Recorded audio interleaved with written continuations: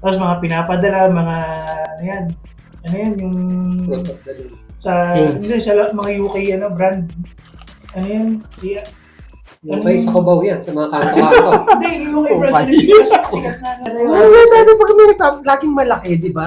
Talagang Tanga. kasi yun yung hindi na nabibenta talaga masyado. Mas gusto mo sana yung shirt eh. Oo, Kaya naman laki. pag nabibigyan ako dati, naalala ko, laging malaki. Parang Parang pagtsagaan mo yan, di ba?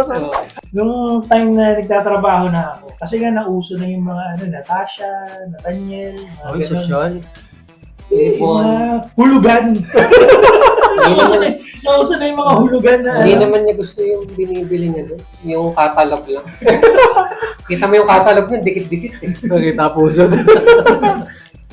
Yung brief section. Yung dikit-dikit. Two Bots Pare.